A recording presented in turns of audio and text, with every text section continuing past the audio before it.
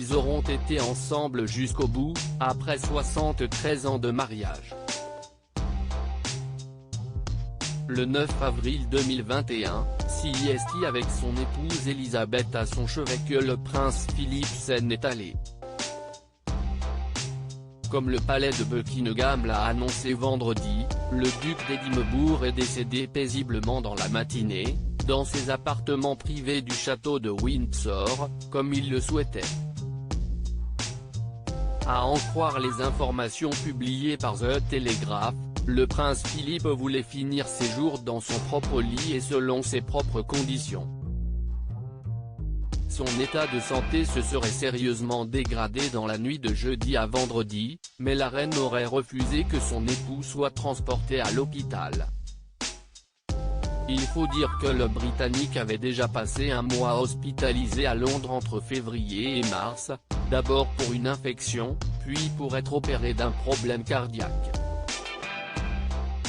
Il a passé l'essentiel des 4 semaines où il était à l'hôpital à essayer de rentrer chez lui, a rapporté une source du journal.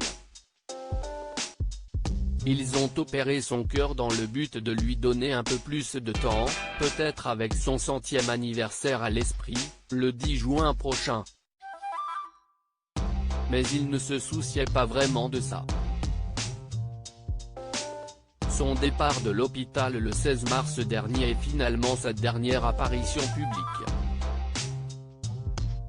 Quelques heures après l'annonce du décès du duc d'Édimbourg, son fils le prince Charles a été aperçu quittant le château de Windsor dans sa Tesla et regagnant sa demeure d'Highshire Grove, dans le Gloucestershire.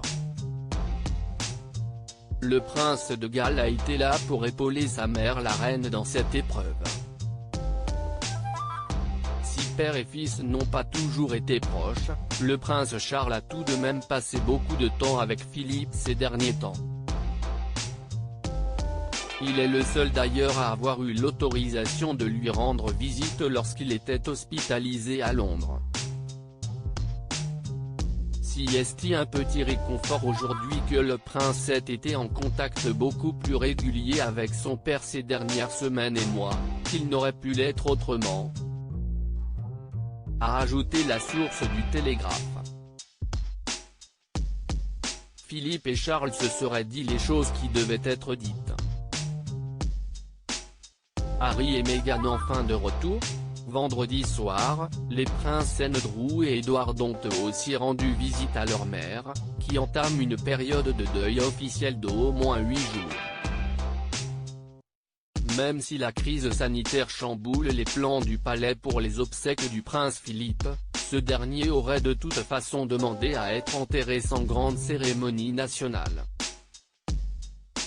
Les obsèques se tiendront le 17 avril prochain, une cérémonie religieuse sera organisée pour un petit nombre de proches en la chapelle Saint-Georges, au château de Windsor, avant que le duc d'Édimbourg ne soit inhumé non loin de là, dans les jardins de Frogmore. Depuis la Californie, où il est parti s'installer avec femme et enfant il y a maintenant 1 an, le prince Harry préparerait activement son retour express au Royaume-Uni. Pour le moment, un bref hommage a été publié sur le site de leur fondation Archewell. Enceinte de leur 2e enfant, son épouse Meghan Markle pourrait quant à elle rester aux États-Unis avec Archie, 22 mois. Le retour du duc de Sussex est d'autant plus attendu qu'il surviendrait en pleine crise royale, après son interview Vérité avec Oprah Winfrey, lors de laquelle il a notamment laissé entendre que des membres de la firme avaient fait preuve de racisme.